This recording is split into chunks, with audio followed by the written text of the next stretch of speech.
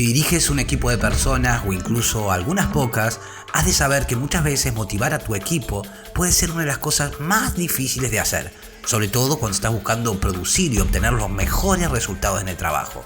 Y lograr inspirar a tu equipo es una de las habilidades más beneficiosas que puedes poseer. Afortunadamente es algo que puedes aprender. Por eso en el episodio de hoy de Efecto Sinergia veremos 7 formas en las que puedes motivar a tu equipo. Mi nombre es Facu Rubiño, soy asesor especialista en comunicación, marketing de contenido. Desde hace más de 20 años me desempeño como director en áreas dentro de la industria del marketing, la comunicación, el entretenimiento y la publicidad.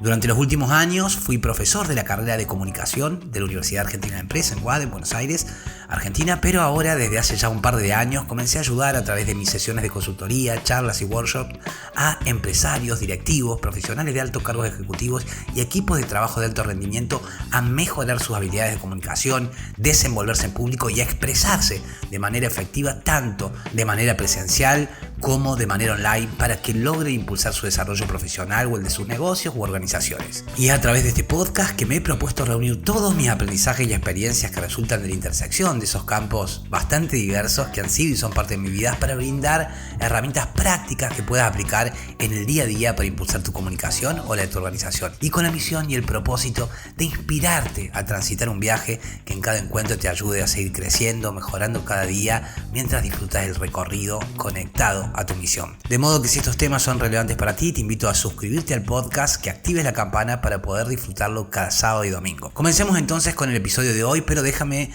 antes hacer una aclaración que surge de una charla que mantuve con un cliente de mis consultorías que me preguntó precisamente, me decía, ¿cómo logro motivar a un empleado que vive desmotivado? Mi respuesta fue, no puedes.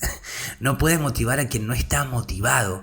Y sé que aquí puedes decirme, pero Facu, ¿acaso no ibas a decirme cómo motivar a mi equipo? Bueno, claro que lo voy a hacer, pero hay un poderoso condicionante y es que la persona solo puede ser motivada, estimulada, si se halla en un estado de disponibilidad para actuar. La respuesta se halla en la misma etimología de la palabra, porque veamos, la misma palabra motivación, que deriva del latín motivus o motus, significa causa del movimiento, lo cual significa que para que alguien esté motivado, debe tener un porqué. Ya vamos a profundizar sobre esto, pero en principio vamos a decir que la motivación es lo que explica por qué las personas continúan o terminan un cierto comportamiento en un momento determinado. Los estados motivacionales se entienden comúnmente como fuerzas que actúan dentro de ese agente y que crean una disposición para participar en un comportamiento dirigido hacia un objetivo. No puede haber motivación si antes no hay deseo, necesidad o propósito. A veces la motivación es consciente y a veces es inconsciente. A veces puede venir de adentro de uno, ¿no? Esto se le llama motivación intrínseca. O puede ser que la motivación surja como consecuencia de un factor desencadenante externo. Esto se le llama motivación extrínseca. Un ejemplo de motivación intrínseca podría ser la que siente una persona por hallar la maestría en una disciplina, un deporte o en su propio desarrollo personal o profesional. Aquí la recompensa se halla en la misma práctica, mientras que un ejemplo de motivación extrínseca podría ser, pongamos, por caso, un empleado o colaborador que recibe un aumento, que es ascendido. Eso sería una motivación que viene de afuera. No es que el individuo está siendo recompensado y motivado a través de su propia ansia de mejora. El problema, siento, es que si la persona no es consciente de aquello que la motiva, no puede desarrollar una conducta comprometida con su propia labor y menos aún reaccionar a los estímulos externos de manera sostenible. Por eso, y esto es algo que trabajo mucho en mis workshops a través de distintos ejercicios prácticos, y es que la persona sea consciente de aquello que le estimula, que la motiva, que impacta en sus emociones y en su rendimiento. Y que el líder puede percibir, escuchar y generar las condiciones que estimulen la acción de ese colaborador o de ese equipo. Entonces, dicho esto, ¿las personas están motivadas o no lo están? Pero si como líder solo buscas generar estímulos que sean externos a estos, los resultados no van a ser sostenibles. Es decir, puedes premiarlas o castigarlas, pero ¿te va a traer eso mayor lealtad hacia la organización, compromiso, amor hacia la labor común? Definitivamente no. Solo vas a poder lograrlo durante un tiempo y luego las personas van a volver a su estado inicial o harán la acción sin comprometerse con la misma. ¿no? Lo que los griegos llamaban lacracia, lo cual es una disminución de la voluntad, resultado de esa discrepancia entre nuestras creencias sobre lo que debemos hacer y las acciones que terminamos haciendo, ya que esas personas no están convencidas realmente de que lo que tienen que hacer es lo mejor para hacer. Y entonces los resultados van a estar condicionados. Repito entonces, no puedes motivar a quien no está motivado, pero sí puedes inspirarlo. A ver, muchas veces las personas se encuentran desmotivadas por aquello que las rodea. Quizás no creen en la cultura de la empresa, quizás tienen miedo de decir lo que piensan, quizás no se sienten valorados, escuchados, quizás tienen incertidumbre sobre su propio desarrollo en un determinado espacio o se sienten estancados. Pero una vez que adviertes que un colaborador o alguien de tu equipo se encuentra desmotivado, debes dejar de darle vueltas al asunto y comenzar a ocuparte, en vez de saber por qué no se siente motivado, en preguntarte qué los motiva. Ahora, seguramente hay personas que viven desmotivadas en este mundo, que nada pareciera motivarlas, o que su motivación es débil, cambiante, inconsistente. Absolutamente. Sin embargo, si tú los contrataste, tienes algo de responsabilidad como líder en ayudarlos a hacer una transición hacia otra área, otro equipo, otro trabajo o otra cultura en la que puedan hacer match, conectar. Porque ese colaborador o ese empleado no es para tu organización y tu organización o empresa no es para él. Pero no puedes simplemente cerrarles la puerta y echarlos porque están desmotivados. Nosotros los contratamos y si cometimos un error, es nuestra responsabilidad como líderes comprometernos a ayudarlos en ese proceso de transición. Y si la única solución que tienes para motivar a alguien es aumentar el sueldo, dar un bono, estás condicionando su conducta a recompensas que se van a ver limitadas a la rentabilidad de tu organización. ¿Qué harás, por ejemplo, cuando no puedas seguirle subiendo el sueldo? ¿Qué harás, por ejemplo, cuando tu colaborador o empleado haya mejores condiciones económicas o laborales? Bueno, seguramente elegirá trabajar en otro lugar. Y en el camino habrás incurrido en costos tanto tangibles como intangibles para tu organización y también para tu equipo. Un equipo saludable de alto rendimiento no se encuentra en un constante proceso de recambio. Eso es muy costoso y limita las posibilidades de expansión y de desarrollo de una organización. Por eso es clave, pienso, inspirar a tu equipo, escuchar y descubrir qué los motiva, crear una cultura de trabajo en tu organización en la que se sientan un sentido de pertenencia, en donde existe empatía, comprensión y asertividad y posibilidad de desarrollo. Para que el día de mañana, cuando ese colaborador, empleado, que consideramos que se encuentra alineado a los valores de nuestra organización, le surja otra opción, no se vaya, porque en cambio encuentra en tu empresa mucho más que un bono extra, mucho más que un salario. Y si han llegado hasta aquí, les agradezco la paciencia, me he tomado el tiempo para hacer esta introducción porque realmente creo que hay mucha confusión, sobre todo en el mundo del management, en relación a la motivación y el liderazgo. Quizás porque mi formación principal, incluso antes de comenzar a introducirme en el mundo de los negocios y la comunicación, está ligada al campo de estudios y prácticas humanísticas en el arte, es que sospecho cuando se habla de motivación en términos de incentivo financiero. Me parece un grave error, me parece que no alcanza, porque muchas veces dirigí equipos en donde el factor económico no era el objetivo principal, sino que lo era un propósito común y creencias compartidas que trascendían lo financiero, que aunque es importante, no era determinante, no es determinante. Y si no hubiese logrado inspirar esos equipos con los cuales trabajaba, más allá del dinero, simplemente no hubiese logrado que ningún proyecto llegase a término, porque lo cierto es que muchas veces no contaba con capital para financiar las iniciativas de un proyecto en sus primeras fases. Necesitaba de un algo más, de una creencia, de un sentido de compromiso, de un sentido de pertenencia, como decía antes. Desde luego que sí, nadie trabaja sin una compensación. Esto quiero que quede claro, esa compensación puede ser de diversas maneras, pero tampoco lo harán si la compensación es solo dinero. Sobre todo si sienten que el dinero no es suficiente. Menos aún en estos tiempos donde hay tantas opciones disponibles, sobre todo para aquellos talentos que además de estar capacitados y cualificados, tienen las aptitudes y actitudes que deseamos para la cultura de nuestra organización. Ahora, vamos entonces a cómo motivar a nuestros equipos y 7 maneras de conseguirlos en este 2024. La primera de ellas es crear un entorno colaborativo.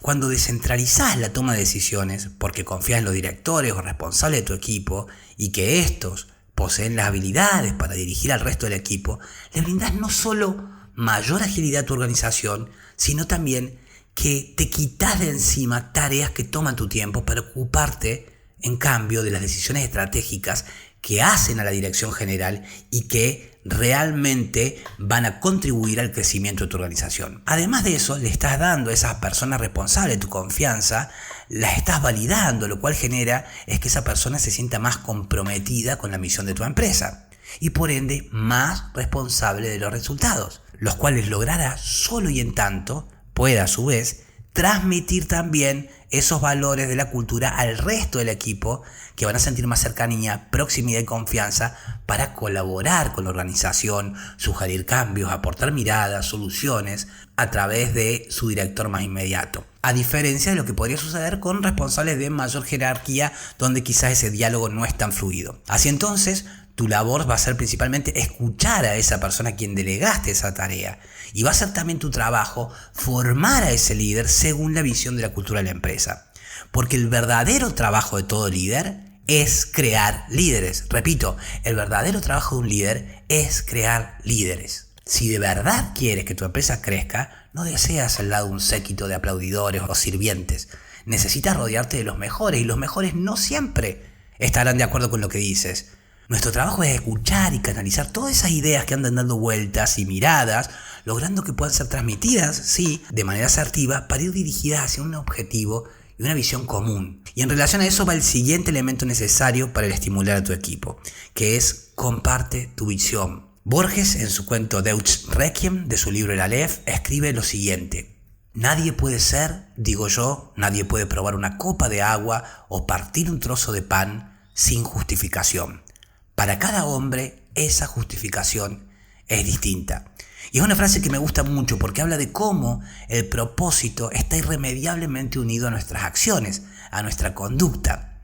Leí este cuento, si no lo has leído, lo leí para otro podcast que conduzco en el que de manera como hobby comparto lecturas y narro lecturas. Te lo voy a dejar en las notas del episodio. Pero bien, decía, cuando no hay un propósito, una dirección, un sentido, toda acción, todo esfuerzo es inútil, vacío. Un líder es alguien que sabe hacia dónde se dirige, incluso si en el camino entrevé sombras, dificultades, desafíos, incertidumbres. Sabe cuál es el fuego que guía sus pasos, reconoce cuál es el propósito de hacer lo que hay que hacer y cuál es su norte. ¿Cómo vas a dirigir a otras personas si no tienes un destino, una visión o un propósito? Y tener un destino implica una ética, una conducta y una disciplina para seguir ese camino. Pero si no quieres recorrerlo solo, debes aprender a comunicarlo. Y la mejor manera de comunicarlo es a través del poder de la narrativa. Es decir, de la historia que te cuentas a ti mismo y a los demás de por qué haces lo que haces y por qué otros deberían sumarse a ese camino.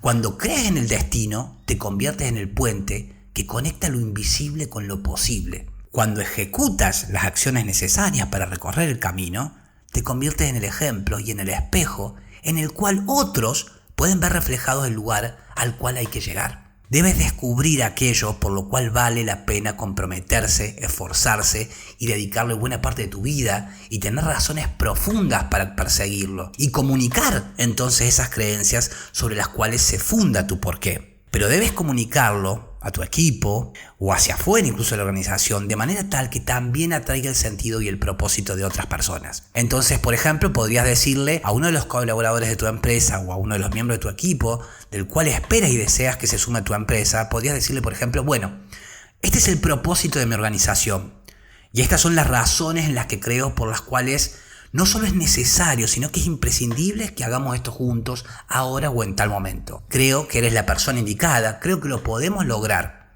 ¿ok? Y luego tendría que decir, esto es lo que yo gano con esto. Esto es lo que tú ganas con esto. Y aquí está lo que podemos hacer juntos para promover esta empresa, para que tú obtengas lo que deseas, para que yo obtenga lo que deseo. Y esto es lo que podemos ganar juntos. Se da así un estado de equilibrio en el cual los participantes negocian en ese juego, en la construcción de una narrativa común que van a compartir, asumen los roles que van a desempeñar para la consecución de esos fines y se disponen a la acción. Esto es lo mismo que practico en algunas sesiones de consultoría cuando realizo juegos de rol, por ejemplo, para practicar una negociación o una venta. Mi consultante o yo, ¿no? Esto es algo que hacemos, que propongo, nos compartimos una historia sobre la cual nos vamos a basar. Generalmente está asociado a un desafío o obstáculo de la vida profesional.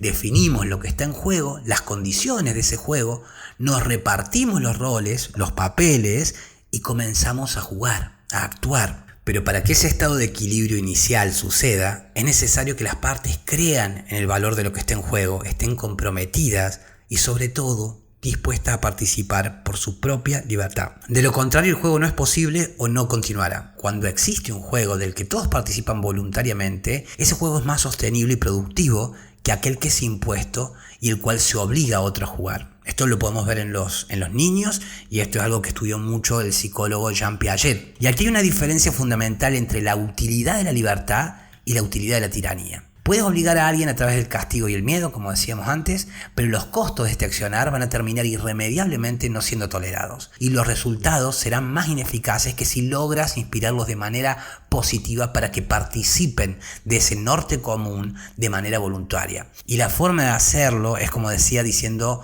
por ejemplo, esto: mira, este es el objetivo, aquí está tu rol, esto es lo que ganarás, esto es lo que ganaremos.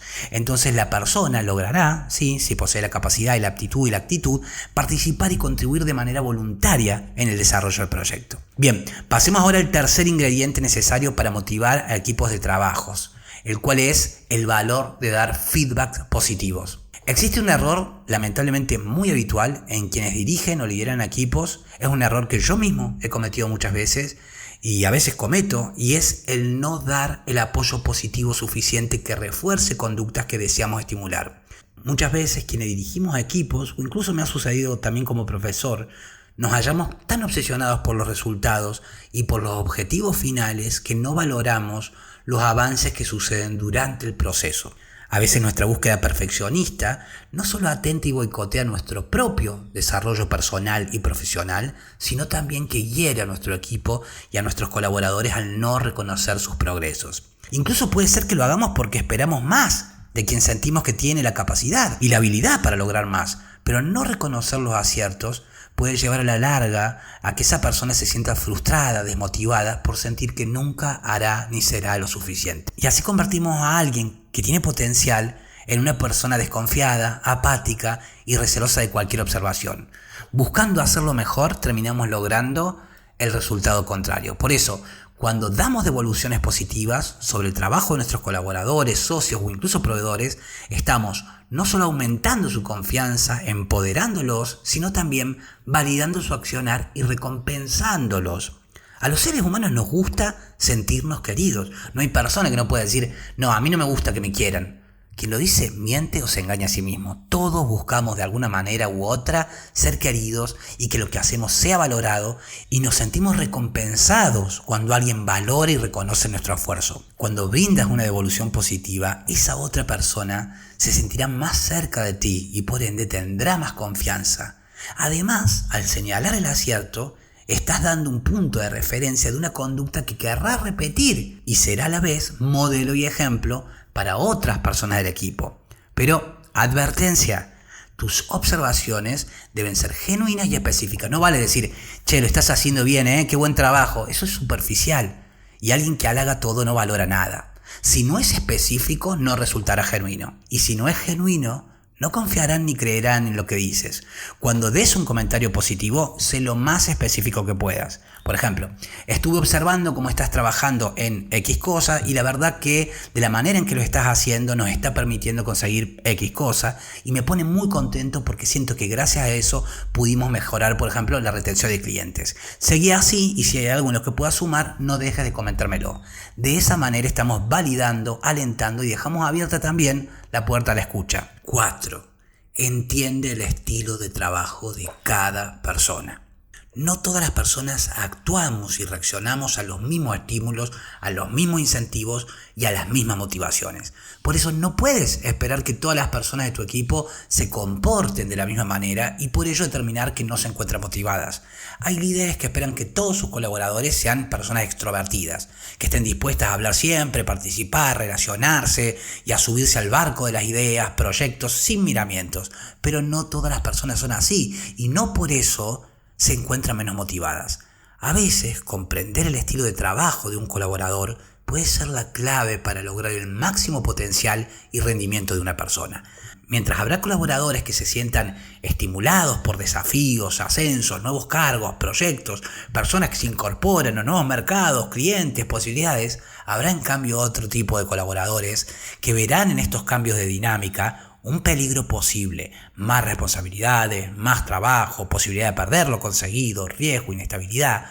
O sea, mientras que para uno esos cambios los van a incentivar, a los otros los motiva en cambio la seguridad, la comodidad, la protección, lo que es previsible y predecible. Ambos estarán motivados, pero por razones contrarias. Un equipo de alto rendimiento sabe potenciarse a partir del valor de la diversidad, pues mientras quienes son más extrovertidos, más inclinados hacia el riesgo o la novedad, van a ser compensados por aquellos que en cambio tengan un estilo más conservador, con menos tolerancia al riesgo y que busquen mayor seguridad. Así entonces, por ejemplo, no te sorprendas si le comunicaste a alguien algo que creíste que lo iba a entusiasmar, como nos entró un gran cliente, gracias a ese ingreso vamos a lograr finalmente la inauguración de un nuevo local, pues esa persona seguramente no pensará en el incremento de ingresos, ni en la posibilidad de un ascenso, ni en nada positivo, va a pensar en los riesgos, en las dificultades. Por eso comprender el estilo de trabajo y comprender qué lo motiva hará que en cambio de eso puedas decirle, por ejemplo, sé que eres muy organizado o muy organizada y te adelantas muy bien a las sorpresas, entonces quiero que estudies este nuevo cliente que ha llegado y que si tienes alguna idea de cómo podríamos hacer para distribuir el trabajo entre los miembros del equipo, para lograr entregarlo al tiempo que nos hemos propuesto en el caso de que creas que podemos hacerlo y en el caso de que no, que me digas cuándo crees que podríamos hacerlo. De esta manera motivamos a la persona a pensar y a actuar en base a sus propias conductas habituales que van a buscar mitigar el riesgo, el peligro y aquello que lo podría afectar de manera negativa. 5. Predicar con el ejemplo. Quizás la más accesible de las maneras en las que puedes inspirar y motivar a tu equipo, pero no por eso la más fácil, es predicar con el ejemplo. Digo que no es la más fácil porque requiere de tu parte, lo llamo las 3C, que son compromiso, consistencia y correspondencia entre lo que dices y lo que haces, para que tu equipo vea a través de ti el modelo de referencia, de la conducta de referencia, que son el norte de los principios que guían tu misión. Entonces, sería bueno que te preguntes, ¿qué tipo de empresa sería mi empresa si cada persona que entra fuera como yo? ¿Qué tipo de empresa sería mi empresa si cada persona que entra fuese como yo? Es una buena pregunta de liderazgo y puede darme algunos indicios para determinar, por ejemplo, si realmente estoy siendo lo que predico y también lo que quiero para mi empresa y para mi vida. Ahora, por último y no menos importante, quiero destacar también una última forma en la que puedes estimular y motivar a tu equipo y es a través de permitir e impulsar el desarrollo. La mayoría de las empresas, y sobre todo las medianas y pequeñas empresas, no invierten en el desarrollo de sus equipos. No los capacitan lo suficiente. Están empujados por la urgencia y la necesidad. Muchas veces incluso realizan con sus colaboradores un onboarding que es apenas suficiente para que ese colaborador o empleado conozca el nombre de su director de área inmediato, aquello en lo que se está trabajando, quizás algún que otro programa o plataforma de comunicación, y lo otro es vamos viendo. Y esperan que luego de eso el empleado o el colaborador rinda, ¿no? Esté comprometido con la misión, con la visión, sienta sentido de pertenencia, cuente con la actitud necesaria para sumarse a los desafíos que habrá por delante. ¿No es absurdo? Las empresas más exitosas del mundo y muchas startups saben, por ejemplo, el valor que tienen estos aspectos en el desarrollo, expansión y consolidación de una organización.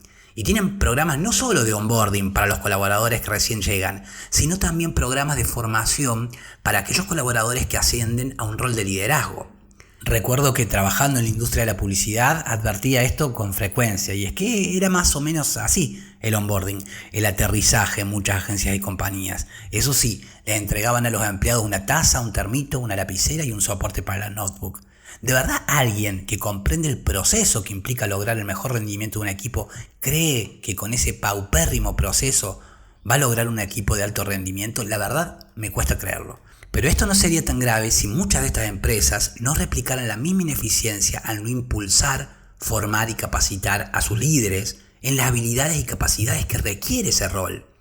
Por alguna extraña razón creen que el liderazgo o bien es algo innato, lo cual puede ser cierto en el menor de los casos, o bien es algo que está dado simplemente por la capacitación de la tarea en la que una persona se destaca. Como si alguien que es buen vendedor, pongamos por caso, va a poder por eso capacitar y liderar un equipo de vendedores. Y no es necesariamente así. No necesariamente alguien que tiene la capacidad para realizar una tarea cuenta con las habilidades necesarias para liderar un equipo, por muy talentoso y capacitado que esté. No significa que va a poder tener una comunicación asertiva y efectiva con su equipo, que va a poder inspirarlos, que va a lograr percibir y escuchar de manera activa las necesidades del equipo y de cada colaborador, que va a poder desenvolverse y expresarse de manera clara, coherente y elocuente, transmitiendo los valores, la cultura y los objetivos de la organización, o que va a lograr el mayor rendimiento de cada colaborador y que va a conseguir que todo el equipo esté motivado por intereses personales, distintos y que sin embargo trabajen para un objetivo común y mayor. Definitivamente no. Y cuando los empleados rotan constantemente y los mandos medios se mantienen y se van eyectando colaboradores y empleados con la única razón de bajo rendimiento, entre comillas, un amigo diría sospecha porque puede que ese líder no esté capacitado para liderar. Lo está haciendo de una manera que perjudica a tu compañía o quizás no está capacitado aún. Y si diriges una compañía y adviertes esto con regularidad, es tu responsabilidad, si de verdad deseas el crecimiento, averiguar qué está sucediendo.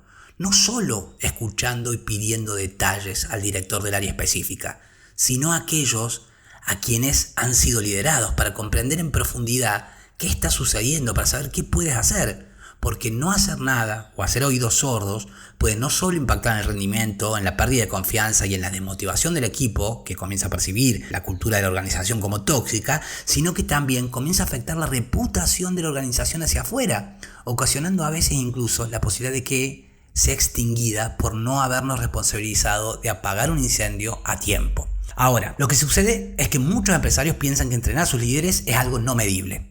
Lo ven como un gasto, no como una inversión. Sienten que hay cosas más importantes y urgentes para hacer y en las cuales gastar el dinero.